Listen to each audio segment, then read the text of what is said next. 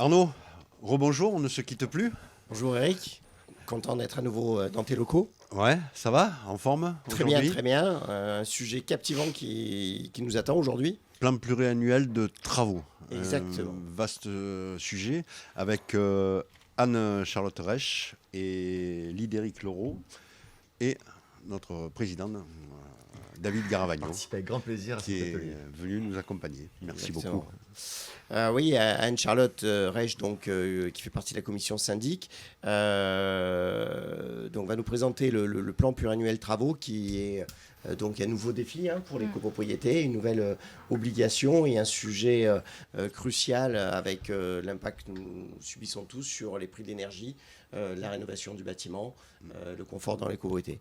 Anne-Charlotte, je te laisse la parole. Oui. Merci Arnaud. Donc pour parler du PPPT, c'est le projet de plan pluriannuel de travaux qui a été imposé par la loi Climat et Résilience au 22 août 2021. Et cette loi est venue également renforcer le DPE collectif qui existait déjà. DPE collectif, c'est diagnostic de performance énergétique. Donc dans le premier cas, le PPPT, lui, représente un audit complet de l'immeuble qui va être fait. Donc audit sécuritaire, technique et juridique. Et sur cette étude qui est faite, on va avoir un budget de travaux qui va être effectué à l'étude.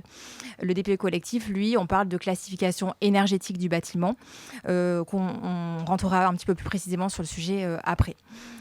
Pour le PPPT, donc le projet de plan pluriannuel de travaux, Lydéric, est-ce que vous pouvez nous préciser qui est concerné par cette obligation? Bien sûr. Ouais. Bon, avant toute chose, merci de nous recevoir. Sur ce beau plateau. Donc aujourd'hui, les copropriétés qui sont concernées par le plan pluriannuel de travaux, c'est toutes les copropriétés de plus de 15 ans. Donc clairement, c'est beaucoup de copropriétés, ça concerne beaucoup de copropriétés. Et après, on a un échelonnement qui va se faire dans le temps, où effectivement, les copropriétés qui sont supérieures à 200 lots sont frappées de l'obligation dès le 1er janvier 2023. Donc c'est quelque chose qui doit déjà être engagé auprès de ces copropriétés-là. Et après, ça va s'échelonner dans le temps. Sur le 1er janvier 2024, pour les copropriétés au nombre de lots compris entre 200 et 100. Entre les copropriétés entre 50 et 200 lots. Et les copropriétés de moins de 50 lots, pour elles, ce sera à partir du 1er janvier 2025. D'accord, merci. Par rapport à ces tranches-là qui ont été actées, est-ce que vous nous conseillez peut-être d'anticiper la réalisation du PPPT pour les copropriétés de moins de 50 lots, par exemple, dès aujourd'hui? Quand on connaît le circuit de décision en copropriété, je pense que c'est important d'anticiper. C'est important d'anticiper parce qu'effectivement, plus on attend et plus on va se retrouver avec des copropriétés à réaliser et tout le monde va se retrouver débordé. Donc quand on sait que les copropriétés, il faut une décision en assemblée générale, c'est pas toujours dit que les copropriétaires le votent, même si c'est une obligation, c'est pas toujours simple. Donc moi je conseille de l'anticiper, effectivement. D'accord. Est-ce qu'on n'a pas un risque de voir la loi évoluer et de changer peut-être la classification et les tranches au niveau de l'étude qui est faite? Alors, effectivement, la classification et les règles de classification énergétique des bâtiments, elles peuvent changer. Elles peuvent tout le temps changer. D'ailleurs, elles ont changé récemment. Derrière, ça impliquera des mises à jour. Moi, je vois pas le risque. Au final, à partir du moment où on a fait le relevé sur un bâtiment, la classification énergétique, c'est un logiciel à faire tourner. Donc, s'il y a une mise à jour, c'est simplement refaire tourner le logiciel. Il n'y a pas de grande complexité. D'accord, avec la nouvelle classification du coup qui est applicable. Mais est-ce que cette mise à jour ne va pas engendrer des frais pour les copropriétés si justement on anticipe un petit peu trop? Pas avec Eleven en tout cas. D'accord. Je peux pas dire ce que feront les autres prestataires, mais nous, des mises à jour sur des DPE ou sur des classifications énergétiques diverses des bâtiments, on en fait tous les jours. On en fait tous les jours. C'est quoi l'intérêt pour un copropriétaire lambda de faire un PPT? Alors, l'intérêt, il est multiple. Et aujourd'hui, surtout, on arrive en fait...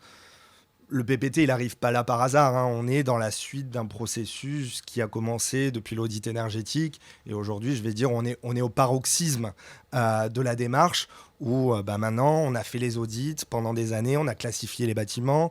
Vous parliez tout à l'heure, dans le cadre d'un autre atelier, que vous avez immatriculé les bâtiments avec cette lettre énergétique. Maintenant, on est dans le concret. Voilà, on a écrit, on a dit effectivement les bâtiments ils sont classés comme ça. Les logements qui sont en EEF, il faudra faire des travaux sinon on ne pourra plus les louer. Et maintenant c'est qu'est-ce qu'on fait? Donc on est au bout du process Et on est dans les travaux, en fait. On est dans les travaux. Et en fait, c'est ce qui permet de se projeter dans la copropriété. Moi, je pense que c'est quelque part le PPT, c'est le rêve de tous les copropriétaires. C'est de dire quels vont être les travaux que je vais réaliser dans les 10 ans qui viennent, de façon échelonnée, de façon organisée et surtout financée. Parce que c'est ça l'intérêt. L'intérêt, c'est de pouvoir financer les travaux. Aujourd'hui, dans la copropriété, vous le savez mieux que moi, même si je fais beaucoup d'assemblées générales, voilà, quand il faut financer un ravalement de façade, quand il faut financer une réfection d'étanchéité, c'est toujours compliqué. Ça se fait pas toujours la première année, ça s'échelonne dans le temps. C'est des décisions qui sont parfois repoussées avec des dégradations qui s'engrangent. Mais là, justement, c'est pas le cas. On planifie et on finance. Souvent, en copropriété, enfin, nous, syndic, on voit au sein de nos copropriétaires, il y a deux populations. Il y a les copropriétaires résidents qui peuvent être favorables aux travaux, et on a les copropriétaires bailleurs qui, eux, en général, le sont un peu moins. Ils ont des objectifs de rentabilité. On sait que le marché de la location, aujourd'hui, est frappé de plein fouet par la loi climat et résilience, avec les interdictions de louer. Comment ça s'inscrit le PPT dans cette réglementation qui impacte donc la location, la vente des logements? Bon, déjà, je pense que le paradigme, il est en train de changer sur les propriétaires bailleurs, parce que maintenant... C'est pas faux. Maintenant, je pense qu'ils vont être de plus en plus incités à faire des travaux. Le PPT, il va s'inscrire dans la démarche aussi. Il va s'inscrire dans la démarche parce que il va falloir faire les travaux, il va falloir déjà le voter. Les copropriétés qui n'auront pas réalisé le PPT, ce sera un impact, si jamais, corrigez-moi si je me trompe, mais il y aura un impact sur la location des logements. Donc c'est un document qui, de toute façon, aujourd'hui, est obligatoire. Aujourd'hui, on doit réaliser le PPT sur les copropriétés. Aujourd'hui, je suis locataire donc, d'un appartement qui n'est pas dans les normes. Tant que je reste locataire, il reste comme ça l'appartement. Ça pose aucun problème. C'est-à-dire qu'à partir du moment où le locataire est en place, il reste dans l'appartement. Le problème se pose quand le locataire va partir et il va y avoir un remplacement. Là, l'appartement, si l'appartement est classé énergivore, on ne pourra plus louer l'appartement. Donc là, le propriétaire aura certainement un recours peut-être contre le syndicat des copropriétaires si le plan a été proposé au vote mais que le plan n'est pas adopté. Donc ça veut dire qu'il ne préconise pas d'améliorer la classification énergétique. Là, ça veut dire que le propriétaire bailleur va subir un préjudice et pourra éventuellement demander des dommages et intérêts. Ça, on n'a pas encore le recul sur ça, mais c'est une question qui se pose, oui. En fait, il faut vraiment que les copropriétaires le voient comme un outil, ce PPT. J'ai un logement, il est mal noté. Demain, je ne vais plus pouvoir louer, je ne vais plus pouvoir augmenter le loyer. Le syndic, la copropriété propose tel plan de travaux. Ok, j'adhère.